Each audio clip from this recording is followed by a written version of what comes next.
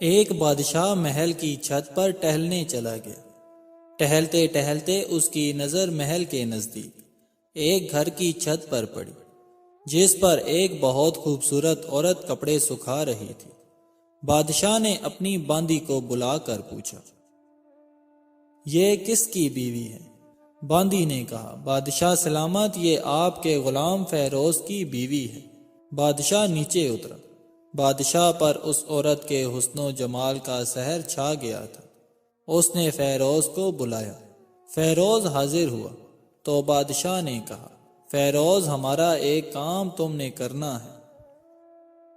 ہمارا یہ خط فلاں ملک کے بادشاہ کو دے کر آؤ، اور اس خط کا جواب بھی ان سے لے کر آنا۔ فیروز اس خط کو لے کر گھر واپس آ گیا۔ خط کو اپنے تکیے کے نیچے رکھ دیا، سفر کا سامان تیار کیا، رات گھر میں گزاری اور صبح منزل مقصود پر روانہ ہو گیا۔ وہ اس بات سے لا علم تھا کہ بادشاہ نے اس کے ساتھ کیا چال چلی ہے۔ ادھر فیروز جیسے ہی نظروں سے اوجھل ہوا، بادشاہ چپکے سے فیروز کے گھر پہنچ گیا۔ بادشاہ نے دروازہ کھٹکھٹایا۔ فیروز کی بیوی نے پوچھا، کون ہے؟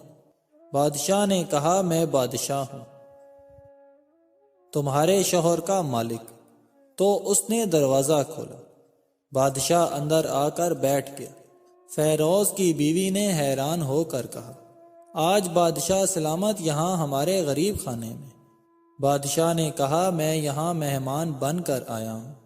فیروز کی بیوی نے بادشاہ کا مطلب سمجھ کر کہا، میں اللہ کی پناہ چاہتی ہوں، آپ کے اس طرح ہمارے گھر آنے سے مجھے کوئی خیر نظر نہیں آ رہی۔ بادشاہ نے غصے میں کہا، اے لڑکی، کیا کہہ رہی ہو تم؟ شاید تم نے مجھے پہچانا نہیں۔ میں بادشاہ ہوں، تمہارے شوہر کا مالک۔ فیروز کی بیوی نے کہا، بادشاہ سلامت، میں جانتی ہوں کہ آپ ہی بادشاہ ہیں، لیکن بزرگ کہہ کر گئے ہیں، شیر کو اگرچہ جتنی بھی بھوک لگی ہو، لیکن کبھی بھی وہ مردار نہیں کھاتا۔ اور کہاں بادشاہ سلامت، تم اس کٹورے میں پانی پینے آ گئے ہو جس میں تمہارے کتے نے پانی پیا ہے۔ بادشاہ اس عورت کی باتوں سے بہت ہی شرمسار ہوا اور اس کو چھوڑ کر واپس چلا گیا۔ اپنے چپل وہیں بھول گیا۔ یہ سب تو بادشاہ کی طرف سے ہوا۔ اب فیروز کو آدھے راستے میں یاد آیا کہ جو خط بادشاہ نے اسے دیا تھا وہ تو گھر پر ہی چھوڑ آیا ہے۔ اس نے گھوڑے کو تیزی سے واپس موڑا اور اپنے گھر کی طرف چل پڑا۔ فیروز اپنے گھر پہنچا تو تکیے کے نیچے سے خط نکالتے وقت اس کی نظر پلنگ کے نیچے پڑے بادشاہ کے چپل پر پڑی، جو جلدی میں بادشاہ بھول گیا تھا۔ فیروز کا سر چکرا سا گیا اور وہ سمجھ گیا کہ بادشاہ نے اس کو سفر پر صرف اس لیے بھیجا تھا تاکہ وہ اپنا مطلب پورا کر سکے۔ فیروز کسی کو کچھ بتائے بغیر چپ چاپ گھر سے نکلا، خط لے کر سفر پر چل پڑا اور کام ختم کرنے کے بعد بادشاہ کے پاس واپس آیا تو بادشاہ نے انعام کے طور پر اسے 100 دینار دیے۔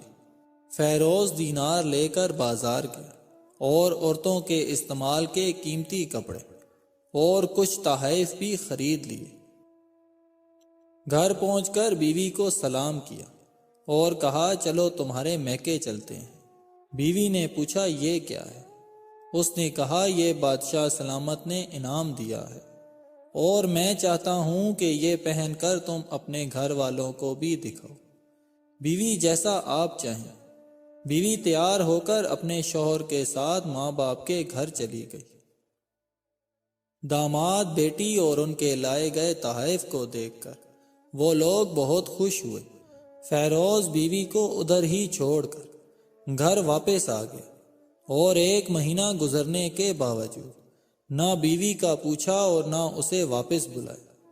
پھر کچھ دن بعد اس کے سالے اس سے ملنے آئے اور اس سے پوچھا کہ آپ ہماری بہن سے ناراضگی کی وجہ تو بتائیں۔ یا پھر ہم آپ کو قاضی کے سامنے پیش کریں گے۔ فیروز نے کہا اگر تم چاہو تو قاضی سے بات کر سکتے ہو، لیکن میرے ذمہ اس کا ایسا کوئی حق نہیں ہے جو میں نے ادا نہ کیا ہو۔ وہ لوگ اپنا کیس لے کر قاضی کے پاس چلے گئے اور قاضی کو ساری بات بتائی۔ قاضی نے فیروز کو بلایا۔ قاضی اس وقت بادشاہ کے پاس بیٹھا ہوا تھا۔ لڑکی کے بھائیوں نے کہا اللہ بادشاہ سلامت اور قاضی صاحب کو قائم اور دائم رکھے۔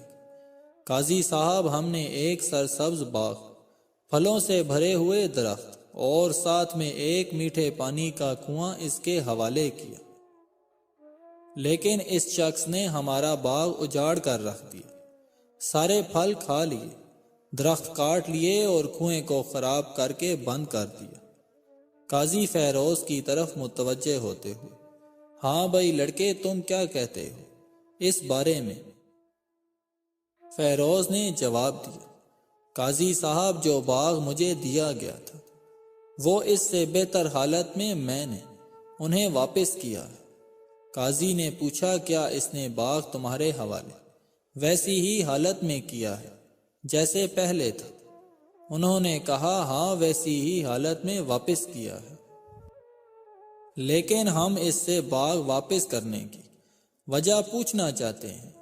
قاضی پھر فیروز سے مخاطب ہوا ہاں فیروز تم کیا کہنا چاہتے ہو اس بارے میں؟ فیروز نے کہا قاضی صاحب میں نے باغ کسی بغض یا نفرت کی وجہ سے نہیں چھوڑا، بلکہ اس لیے چھوڑا ہے کہ ایک دن میں اس باغ میں آیا تو اس میں نے شیر کے پنجوں کے نشان دیکھے، تو مجھے خوف ہوا کہ شیر مجھے کھا جائے گا، اس لیے شیر کی ڈر کی وجہ سے میں نے باغ میں جانا بند کر دیا۔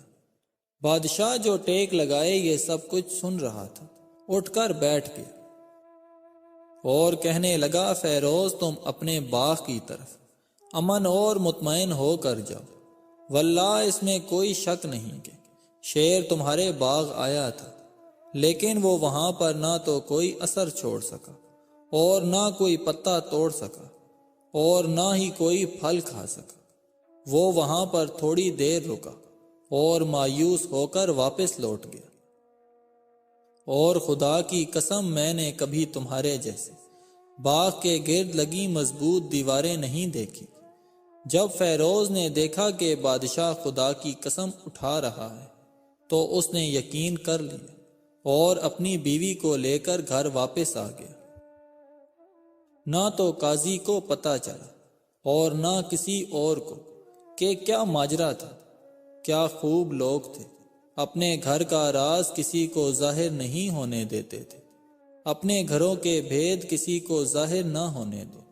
اللہ پاک آپ لوگوں کی جھولی خوشیوں سے بھر دے، آمین۔ کسی کی عزت کو روند کر آپ کو شاید وقتی سکون ضرور مل جائے گا، مگر روح کو سکون نہیں ملے گا۔ بزرگ فرماتے ہیں اپنی عورتوں کو یہ چند کام کبھی مت کرنے دینا، ورنہ رزق میں بے برکتی اور غربت آ جائے گی، اور جتنا بھی کما لو کچھ پتہ نہیں چلے گا۔ نمبر 1 کبھی بھی رات کو گھر میں جھاڑو مت لگاؤ۔ نمبر 2 کبھی بھی ننگے سر کھانا مت پکائیں۔ نمبر 3 مٹی یا چینی کے برتن ٹوٹے ہوئے استعمال نہ کریں۔ نمبر 4 صبح فجر سے سورج ہونے تک کبھی نہ سوئیں، اس سے رزق میں برکت اٹھ جاتی ہے۔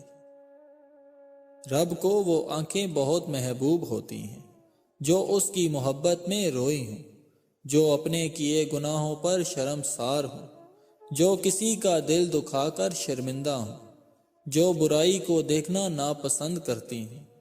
اللہ کو سچ میں ایسی نگاہیں محبوب ہوتی ہیں، ہزاروں نگاہوں میں